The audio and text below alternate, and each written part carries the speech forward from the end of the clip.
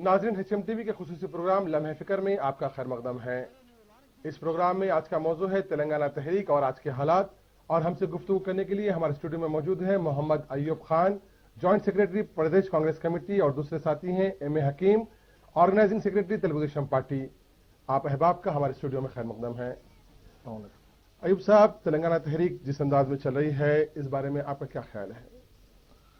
देखिए, पहले तो एक चीज है कि तेलंगाना देना सिर्फ सेंटर के हाथ में है और कांग्रेस पार्टी का ये वादा है कि हम तेलंगाना देंगे। उसके लिए एक माहौल बनना चाहिए। जब तक के कॉन्सेंसस एक माहौल एक नहीं बन सकता, तब तक तेलंगाना देने का कोई मसला नहीं होता। जितनी नेशनल पार्टियां हैं, उन सारी पार्टियों को लेके यूपीए में ऑलरेडी एक चर्चा चली और इसके बाद डिसाइड किया गया है कि सब एक जब तक के एक कॉन्सेंसस नहीं आएगा, जब तक के तेलंगाना नहीं दिया जाएगा। अब तेलुगु देशम का मौक़िफ़ देखिए, चिदम्बरम साहब के इससे पहले खुद चंद्रबाबू नायडू साहब ने बोला था कि भाई आप ये करो, हम जो है तेलंगाना की तायद करेंगे। लेकिन जैसे ही अनाउंसमेंट हुआ, उसके बाद आप खुद जो है पलट गए कि नहीं, हम जो है हमारे दो आंखें हैं, हम आंध्रा और तेलंगाना को दो आंखों से देखेंगे बोल के एकदम जो है बाबू साहब का ये आ गया और इससे सारी चीजें जो है उतल पुतल हो गई। वरना तो कांग्रेस का मौक़िफ़ ये है कि हम तो तेलंगाना देने के लिए तैयार है, लेकिन उसके लिए कॉन्सेंसस बहुत जरूरी है। हकीम साहब, आप देख रहे हैं कि तेलंगाना तहरीक जो चल रही है और वहां पर तेलुगु देशम कायदीन को और इवन अरकान असेंबली को जो है बरहमी का सामना है, अवाम जो है उनका पीछा कर रही है। अगर तेलुगु देशम पार्टी का मौक़िफ़ क्या है तेलंगाना पर? देखिए, तेलुगु देशम पार्टी तेलंगाना के खिलाफ कभी पहले भी नहीं थी, आज भी नहीं है। कभी जो है तेलंगाना की मुखालिफत में तेलुगु देशम पार्टी ने कहीं बयान नहीं दिया, ना चंद्रबाबू नायडू ने दिया है, ना किसी और कायद ने दिया है। अब रहा सवाल अवामी बरहमी जो आप कह रहे हैं, ये अवामी बरहमी नहीं है। ये टीआरएस और कांग्रेस के कुछ कारकुन तेलुगु देशम पार्टी को टारगेट किए हुए हैं ताकि इनको जो है यहां से मटाश कर दिया जाए या खत्म कर दिया जाए, ताकि हम दोनों मिलकर जो है इसको यहाँ की जो है सियासत को संभाल लें। आप अवाम में कहीं भी जो है बरहमी नहीं है, क्योंकि तेलंगाना की तहरीक में हर जगह तेलुगु देशम पार्टी के तमाम लोग शाना बाशाना शामिल हैं।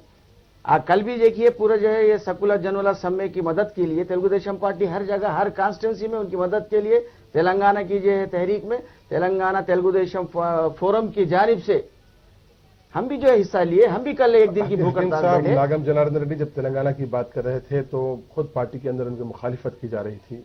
अब नागम जनार्दन रेड्डी के निकलने के बाद में आप लोग जो है मुतहरिक हुए हैं, क्या ये बात सही है? नहीं, नागम जनार्दन रेड्डी साहब खुद तेलंगाना तेलुगु देशम फोरम के कन्वीनर थे, तो फिर उनकी मुखालिफत का सवाल ही नहीं पैदा होता। हटाया क्यों गया उनको? हटाया क्यों गया? एक साजिश के तहत हटाया गया। क्योंकि अगर तेलुगु देशम का मौक़िफ़ साफ रहता कि भाई हम तेलंगाना देने वाले हैं, तो आपके काकीनाडा के जब महानाडु में आप एक रेजोल्यूशन पास कर रहे थे, उसको क्यों नहीं करते? आप बाबू से लेटर क्यों नहीं लेते? तेलुगु देशम के जितने भी आप लोग लीडर हैं, एक लेटर ले लो बाबू से कि ठीक है भाई चलो हम तेलंगाना तायद करते। ऑलरेडी ये लेटर उनको देने का नहीं, ऑलरेडी चंद्रबाबू नायडू ने जो है प्रणब मुखर्जी को लेटर, ऑफिशियल लेटर जो है सबमिट किया गया। उसके बाद पलट गए ना। पलटने का क्या? उसके बाद तो पलट गए 9 तारीख के बाद, 9 दिसंबर के बाद आप पलट गए। कहीं बोला नहीं, आज कहीं नहीं बोला। आज तेलुगु देशम का मौक़िफ़, आज बाबू साहब कुछ सालों से बात करो, बोलो आज कांग्रेस का हर लीडर बात कर रहा है। चंद्रबाबू नायडू का मौक़िफ़ आज भी क्लियर है, हम तेलंगाना के मुखालिफ नहीं है। लेने और देने वाले कांग्रेस है। कांग्रेस खुद ये कह रही है इच्छेड़ में तेच्छेड़ में इच्छेड़ में उनटे मतलब ఎందుకు ఇవ్వరు? आप जब देने के लिए कांग्रेस ये कर रही है कि 2004 में कांग्रेस टीआरएस से अलायंस करती है और तेलंगाना की बात करती है। 2009 में तेलुगु देशम पार्टी टीआरएस से मुफाहिमत करती है, महाकूटमी बनाती है और एक मायने में तेलंगाना की तायद की बात होती है। लेकिन बाद में आप जो बात कर रहे हैं कि हमने मुखालिफत नहीं की तो खुलकर तायद कहां पर की है? तायद कर रहे हैं ना। तेलंगाना तेलुगु देशम फोरम का क़याम खुद इस बात का सबूत है कि हम तेलंगाना की तायद में हैं। आपके पार्टी में कहा है? सबसे पहले रिजाइन करने वाले तेलुगु देशम पार्टी के नायडू साहब एक तरफ बोलते हैं कि हम तेलंगाना से ये नहीं कर रहे बोल के, एक तरफ आपका देखिए, आप तेलंगाना की बात कीजिए, नायडू साहब आंध्रा के हैं, वो जाहिर बात है अपने इलाके की बात करेंगे। आपके ग्रुप में 2 ग्रुप है, आपके ग्रुप के 2 ग्रुप है। कह रहे हैं कि तायद की बात की गई है। चिदम्बरम के 9 दिसंबर के बयान के बाद तेलुगु देशम पार्टी अपने साबिक़ा मौक़िफ़ से मुनहरिफ पलट गए। नहीं, मुनहरिफ पलट गए। नहीं, आप मुनहरिफ होने का क्या मुखालिफत में तेलंगाना में हम खिलाफ है, हम नहीं देते कहीं बोले? मुनहरिफ उसको कहा जाता है कि हम पहले देव बोले, उसके बाद नहीं, इसको हम नहीं मानते, हम देना नहीं भाई, जवाब देते बोले। मौक़िफ़ में कमजोरी, मौक़िफ़ का कुछ यानी कोई तब्दीली नहीं है। चंद्रबाबू नायडू एक नेशनल लीडर है, एक खानदान का एक सरपरस्त होने के नाते अगर उसके 2 बच्चे हैं तो एक बच्चे की ताईद में कोई एक बच्चे को मैं तो तू मेरा दूर ये मसला खानदान का और बच्चे का नहीं, ये चंद्रबाबू का मौकफ नहीं, ये मसला जो है 4 करोड़ आवाम तेलंगाना के आवाम का मसला है, देखूंगा इतने आवाम का मसला है। 9 दिसंबर के फैसले से पहले 9 दिसंबर के ऐलान से कबल चंद्रबाबू नायडू 2 आंखों वाली बातों पर ज्यादा तवज्जो नहीं दे रहे थे।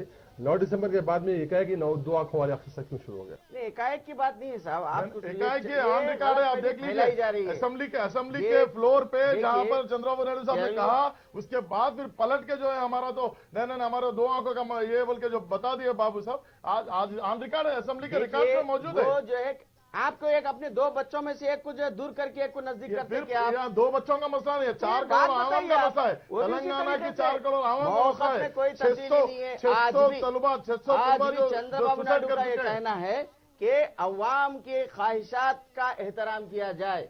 आज ये चंद्रबाबू नायडू का तेलंगाना का मसला साहब आप कंसेंसस की बात कही थी, जहां कंसेंसस की बात है, अब अलहदा तेलंगाना में कंसेंसस हो या पूरे आंध्रा में कंसेंसस हो, मतलब क्या चाहती है? नहीं, यूपीए के जितने भी अलाइज है उनके साथ कंसेंसस होना बहुत जरूरी है, और आंध्रा के जितने भी पॉलिटिकल पार्टीज है उन सबका कंसेंसस बहुत जरूरी है, जिसमें इंपॉर्टेंट पार्टी अपोजिशन। भाई अपोजिशन पार्टी तेलुगुदेशम का काम है कि एक स्ट्रांग अपोजिशन रह के गवर्नमेंट को, जहां गवर्नमेंट की गलती है, जब कंसेंसस अवाम में था तो ही 9 दिसंबर का ऐलान आया होगा, मरकज की जानिब से एक जिम्मेदार वजीर मिनिस्टर ऑफ होम ने जो है ऐलान किया। बिल्कुल, क्या जब कंसेंसस था और आज कंसेंसस नहीं है? नहीं, जब कंसेंसस था, लेकिन जैसे 9 दिसंबर का ऐलान हुआ उसके बाद आप देखिए 11 दिसंबर 12 दिसंबर के बाद से जो पलटे हैं कि पूरे पॉलिटिकल पार्टी से पहले चंद्रबाबू नायडू साहब बोले कि नहीं हम तो मुत्तहिद आंध्रा के ताइद में हम जो है तेलंगाना की ताइद में नहीं है। कहीं नहीं, कहीं बताइए, आप साबित कीजिए। बोलिए 2 आंक है हमारे, 1 आंक आंध्रा, 1 आंक तेलंगाना बोलिए। अरे भाई वही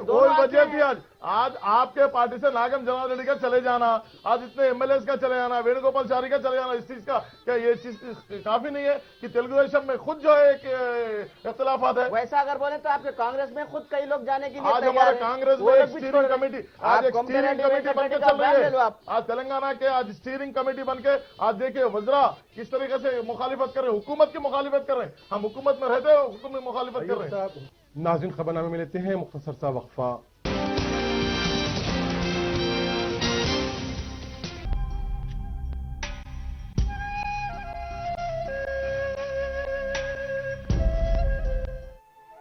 जरा सोचिए, नौजवानों का नया मशगला, जिंदगी के साथ खिलवाड़।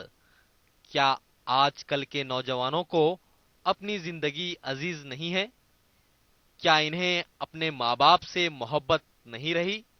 बाइक रेसिंग में जीत किसकी, जिंदगी की या मौत की? इसका तो गम था कि नशेमन उजड़ गया, मजीद गम ये के दिन थे बहार के। जानबूझकर मौत को गले लगाना क्या खुदकुशी नहीं है? जिंदगी की सड़क पर जिंदगी से बैर। आखिर इन नौजवानों की मौत का जिम्मेदार कौन? बच्चों की जिद, वालिदैन की गफलत या कमजोर कानून? मैं अपील देता हूं, अभी भी ये स्टंट्स छोड़ दीजिएगा, रेसिंग जो हो रहे हैं वो छोड़ दीजिएगा। सोचिएगा घर वालों पर क्या बीतती होगी अगर किसी का बेटा गुजर जाए ये हादसे में, तो माँ बाप को कितनी तकलीफ होती है। यही हमें तकलीफ सोचिएगा। अजहरुद्दीन के फर्जंद जो उनका इंतकाल हुआ, हमें कितनी तकलीफ हो रही है, तो सोचिएगा माँ बाप को कितनी तकलीफ होती है अपने औलाद के गुजरने का। हमसे नाराज न हो, अपना खुदा भूल गए, मौत के खेल में जीने की अदा भूल गए। कहीं बाइक की रफ्तार आपके लाडले को जिंदगी की दौड़ में शिकस्त ना दे दे। जरा सोचिए।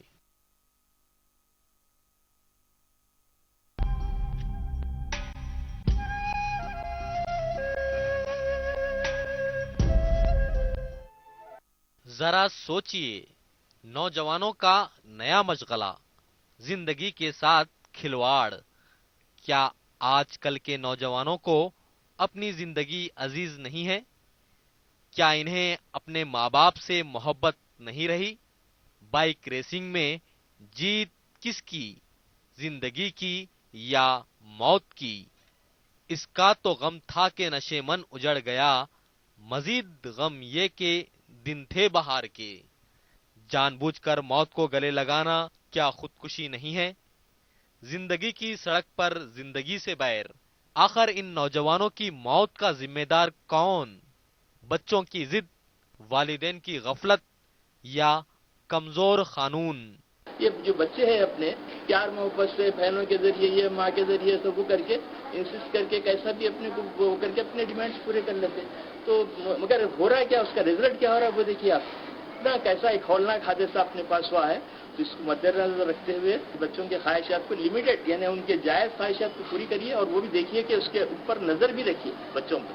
गाड़ी पे गाड़ी भाई इतना तमाशा करते हैं रोडों पे बहुत बच्चे कि उससे नहीं, ना सिर्फ वो बल्कि कोई रास्ते से बाजू से कोई ज़ईफ आदमी गुजर रहा है, एकदम उसको कुछ हो जाए या कोई हादसा हो जाए तो सब किसकी तरफ से हो रहा है? ये माँ बाप के प्यार मोहब्बत की तरफ से हो रहा है। तो जरूरत से ज्यादा प्यार मोहब्बत भी नुकसानदेह साबित होता है। हमसे नाराज न हो, अपना खुदा भूल गए, मौत के खेल में जीने की अदा भूल गए। कहीं बाइक की रफ्तार आपके लाडले को जिंदगी की दौड़ में शिकस्त ना दे दे। जरा सोचिए।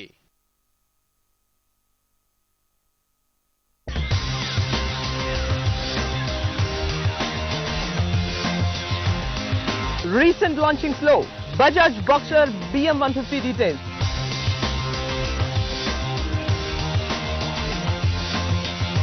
హ్యాచ్బ్యాక్ సెగ్మెంట్ లో దిగ్గజ కార్ కంపెనీల మధ్య పోటీపై స్పెషల్ ఫోకస్ ఈ ఆదివారం మధ్యాహ్నం 2:30 మీ టాప్ గేర్ లో. Don't miss.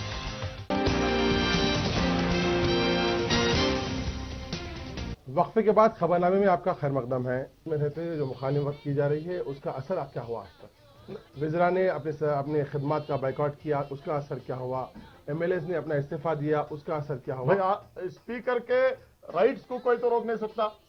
जितने भी इस्तीफा दिए हैं आज तक उनका कबूल नहीं किया गया। क्यों नहीं किया गया भाई? क्या वजह है?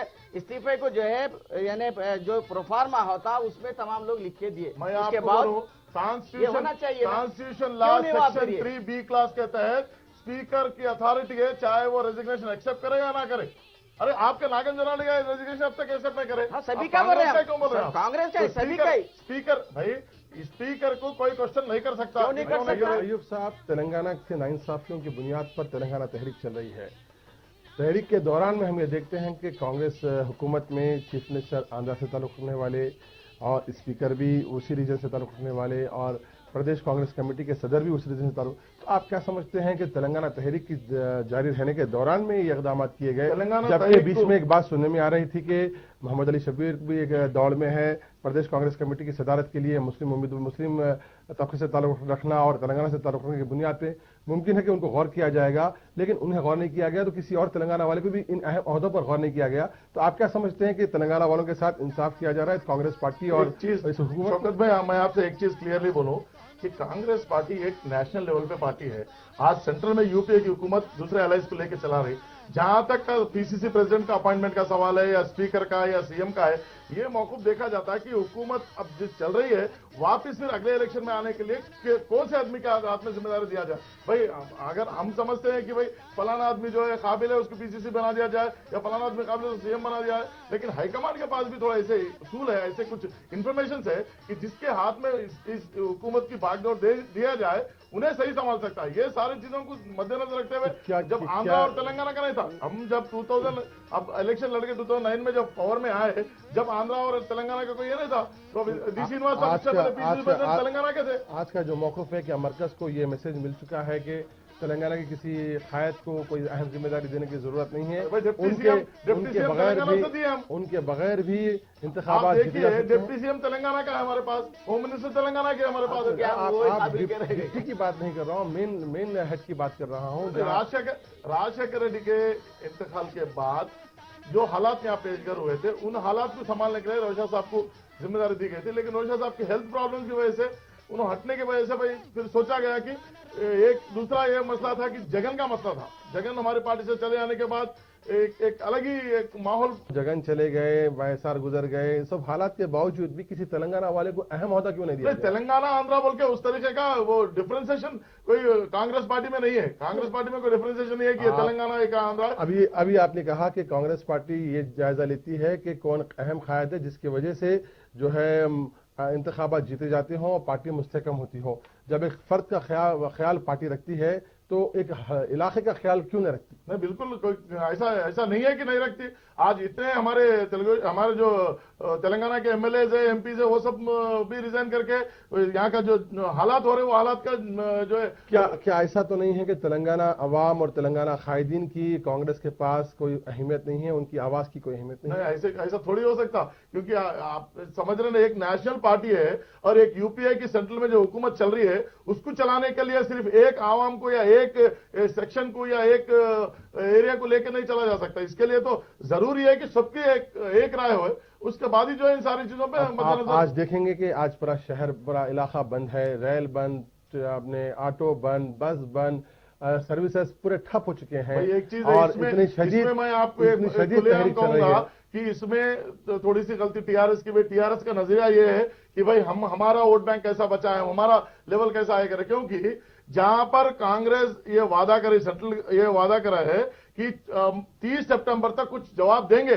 अभी तो गुलाम नबी आजाद साहब पूरे पार्टी से बातचीत कर रहे हैं, उनसे उनका जो है राय मशवरे ले रहे हैं। अब 26 को भी एक डेलीगेशन मिलने वाला है। अयूब साहब, आप जो बात कर रहे हैं कि मरकज 30 सितंबर तक जवाब देने की बात किया है, माजी में भी कहीं मरतबा मरकज की जानिब से फला तारीख तक ऐलान होगा, फला तारीख तक फला बात होगी, फला तारीख तक खतई फैसला होगा, ऐसे कई तारीखें आई हैं। तो क्या फिर 30 तारीख पे ये भरोसा किया जाना वाजिब था? क्योंकि सेंट्रल का एक चीज है, वहां पर आपको सेंट्रल के ऊपर यकीन करना जरूरी है, क्योंकि मरकज का है ये एक बर्निंग इश्यू है जो सेंट्रल के नॉलेज में है। ये नहीं कि कोई चीज भी नॉलेज में नहीं है। अब वहां के हालात ऐसे थे कि ये स्कैम्स का एक दौर चलना, फिर उसके बाद सोनिया जी का हॉस्पिटल को जाना, ये सारी चीजें पेंडिंग रह गया। तो कोर कमेटी की मीटिंग में भी पिछली बार डिस्कशन हुआ था, इस बार भी डिस्कशन होगा, और इसके लिए जनाब गुलाम नबी आजाद साहब को इंचार्ज बना के भेजा गया है कि हालात का पूरा जायजा लेके आप रिपोर्ट पेश करो। क्योंकि जनरल सेक्रेटरी होता है वुमन कांग्रेस में कि जो एआईसीसी का इंचार्ज होता है, उसकी रिपोर्ट की बेसिस पर ये सारे फैसले लिए जाते हैं। अब आप वीरप्पा मोइली यहाँ पर कांग्रेस पार्टी के उमूर के इंचार्ज थे, अब गुलाम नबी आजाद को बदला गया, और अब ये तहरीक के दौरान में इनको बदलने का क्या मकसद है? नहीं, वो अलग चीज है, ऑर्गेनाइजेशन मैटर्स है हमारे, उसमें कोई ये जरूरी नहीं है कि जो है वीरप्पा मोइली को ये करके गुलाम नबी आजाद के उन्होंने काबिल नहीं थे, वो भी काबिल आदमी है। काबिलियत की बात मैं नहीं कर रहा हूँ। क्या तेलंगाना मौक़िफ़ के बारे में दोनों के सोच में कुछ नहीं, तेलंगाना से इसका कोई लिंक नहीं, वीरप्पा मोइली से या गुलाम नबी आजाद से तेलंगाना का लिंक नहीं। जब आप जैसे आप बोले 2004 में जब हम इलेक्शन में गए थे, टीआरएस के साथ हमारा अलायंस था, गुलाम नबी आजाद साहब खुद रह के अलायंस कर रहे थे हमारे, तो इसमें उनका या इनका कोई रोल नहीं है। अलबत्ता उनके मसरूफियत ज्यादा है, लॉ मिनिस्ट्री के हिस्से से उनके सर्विसेज का और आप दोनों कायदीन से सवाल है कि इंतखाबात के वक्त तेलंगाना एक अहम मौजूद रहता है और टीआरएस जो है दोनों पार्टियों के लिए एक अहम पार्टी तस्वर की जाती है, और इंतखाबात के बाद में तेलंगाना मौजू और टीआरएस की अहमियत आप पार्टियों के पास क्यों कम हो जाती है? नहीं, हम तो कभी उसकी अहमियत कम नहीं करे। तेलंगाना का देखिए, आज इनसे बढ़ के हमारे एमएलए है तेलंगाना में आज कांग्रेस के एमएलए है बढ़ के। आपके मैं समझो 33 एमएलए है हमारे, हमारे 50 अबव एमएलए हमारे, तो 11 एमपीज है। टीआरएस से अलायंस कांग्रेस भी की, वो लोग भी किए, और मैं समझता हूँ कि अंदरूनी तौर पे आज भी मिले हुए हैं। 2009 में आप करे, आज भी ये लोग मिले हुए हैं। 2009 में आप करे टीडीपी को टारगेट किए हुए हैं। ये सियासत से तेलुगु देशम पार्टी को किस तरीके से यहाँ से हटाया जाए, क्योंकि तेलुगु देशम पार्टी आज भी तेलुगु देशम पार्टी को हटाने की जरूरत नहीं। तेलुगु देशम पार्टी का आने वाले दिनों में सफाया हो जाता है। कैडर तेलुगु देशम पार्टी को हटाने की जरूरत नहीं है कांग्रेस आज भी है जरूर। कांग्रेस अपने मौके में साफ है। ये लोग गलत फहमियां पैदा करके जो है आज अलग थलग गलत फहमियां लोगों को मालूम है तेलुगु देशम की गलत फहमियां क्या है। आज तेलुगु देशम का खुद नागम जलाल बाहर निकल के बोल रहा है। मैं एक बात बताना चाहूंगा कि चंद्रबाबू नायडू जो है खाली 9 दिसंबर के ऐलान के बाद से मौका बदल गया। मैं ये सवाल करना चाहूंगा कि हुकूमत में रहने के बाद जब आपको मेजॉरिटी है हर चीज की, तो खाली चंद्रबाबू नायडू जो इतनी रात में ऐलान क्या है ये सुबह में बात कर सकते हैं। इतनी बात पर जो है आप तेलंगाना को पशे पूछ डालते हैं। कई मिसालें हैं आपके पास। आज भी लेजिस्लेटिव काउंसिल जो है चंद्रबाबू नायडू साहब तैयार है तो एक लड़के क्यों नहीं देते? हकीम साहब ये बताइए कि अगर चंद्रबाबू नायडू साहब का मौक़िफ़ वाज़ेह है तो फिर नागम जनार्दन रेड्डी को पार्टी से निकलने की जरूरत जलील करके निकाला गया। नहीं, माफ करना, किसी को जलील नहीं किया गया, निकाला गया। उसको पहले तो सुनिए हमारी बात सुनिए, आप बात सुनिए, फौरन तक छीन लिया गया। आपको क्या मालूम उस बारे में? मैं जानता हूँ, मैं बताऊंगा आपको। मेरे को क्या सारी आवाम को मालूम है। वो चंद्रबाबु नागम जनार्दन रेड्डी साहब politburo member, Telugu Desam Telangana Telugu Desam forum के कन्वीनर, वो तमाम जो है तहरीक के वो है रूहे और चल रहे थे। और बिल्कुल जो है बातेमाद रफीक। जी लेकिन पार्टी से हटकर, पार्टी लाइन से हटकर मैं प्रोग्राम्स करता हूं और बगैर पार्टी के झंडे के मैं प्रोग्राम्स करूंगा जहां कहीं भी हो तेलंगाना के लिए, तो ये बात मानने वाली नहीं है। आप पार्टी की वजह से आप जो है एमएलए बने, मिनिस्टर बने, तमाम जो भी चीजें हैं ये पार्टी की वजह से रहता, लेकिन पार्टी से इनराफ करते हुए मैं ये नाम पार्टी बैनर पे उन्हें करने का मौका नहीं दिया जा रहा था क्या? खत्ता ही नहीं, पार्टी बैनर पे करो बोले, पार्टी बैनर पे कीजिए। आप जो करना है पार्टी कीजिए। बैनर पे अगर चंद्रबाबू तेलंगाना नायडू की मीटिंग कई करती, मर्तबा नहीं, उनका खुद आप ये बयान बोलो है कि हकीम हमको भाई, पूरी नहीं, आजादी है। हकीम भाई एक ये बात बोलो, नहीं, मेरी बात सुनिए। तेलंगाना मेरा एक सवाल आप ले लो, पूरी आजादी है हमारे लीडर नहीं, की अगर तेलंगाना आजादी के लिए, रहती, ये उन्होंने कहा। तेलंगाना की जब मीटिंग नागन जनार्दन रेड्डी साहब रखे बगैर इसके, तो आपके तेलुगु देशम के एमएलए क्यों अटेंड नहीं करे? अच्छा, आज पार्टी के बेसिस पे अगर कर रहे तो क्या आपके चंद्रबाबू नायडू शामिल होते इसमें?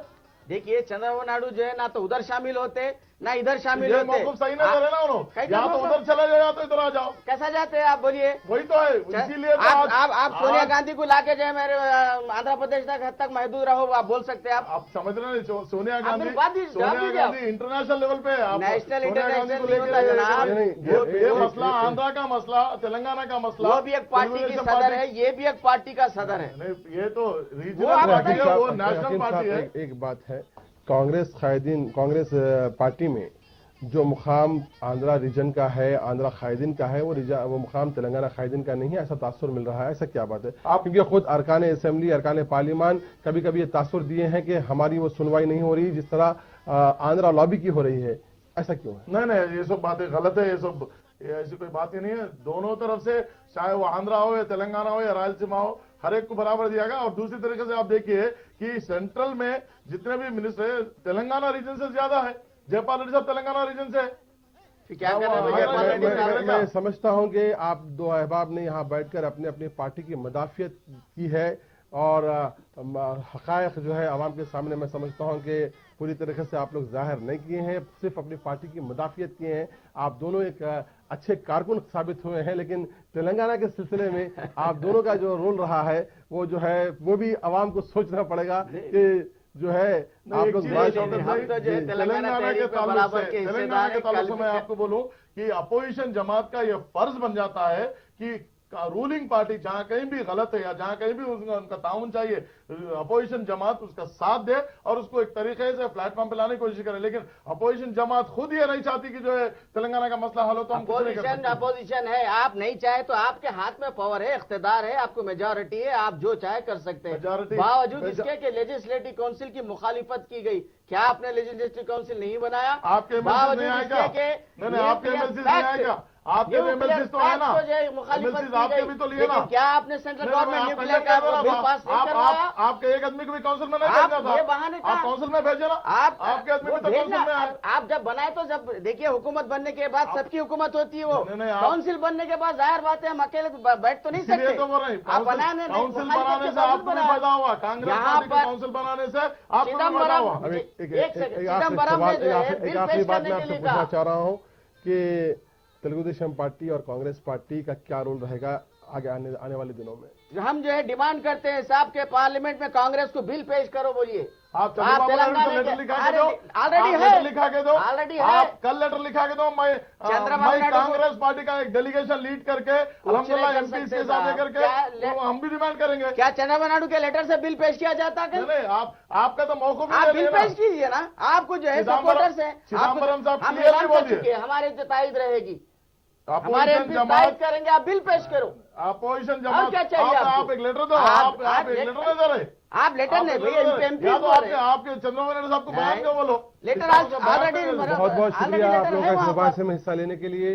अभी कांग्रेस का मौक़िफ़ है कि आप लेटर दो, आपका कहना है कि आप बिल पेश करो, यानी आप करो। आप देखिए साहब, जरूरत इस बात की है कि अगर कोई तनाज़ा है, कोई इशू है तो सबको कुछ करना चाहिए। मालूम हो जाता कौन करने वाले हैं, कौन तायद नहीं करने वाले हैं। आप बिल पेश कीजिए। आप लोग जो है खुद लेटर नहीं दे रहे, आप लोग खुद तायद नहीं कर रहे। बहुत बहुत शुक्रिया। हमारी वहां पर ताकत सिर्फ 2 एमपीज की है, आपकी पूरी मेजॉरिटी है। आप बिल पेश कीजिए। बहुत बहुत शुक्रिया पार्लियामेंट में। नाजरीन, ये था इस हफ्ते का लम्हे फिक्र। आपने देखा कि कांग्रेस पार्टी के अयूब खान ने कहा कि आपके तेलुगु देशम पार्टी के सरबराह लेटर पेश करें तो बिल पेश किया जाएगा, जबकि हकीम साहब का कहना यह था कि लेटर की इसकी जरूरत नहीं है, बगैर लेटर के भी पार्लियामेंट में बिल पेश किया जा सकता है। अब दोनों जमातें आप करो के अपना इरादा जाहिर की है। यह था इस हफ्ते का लम्हे फिक्र। आइंदा हफ्ते एक और मौजू के साथ आपके रूबरू होंगे हाजिर।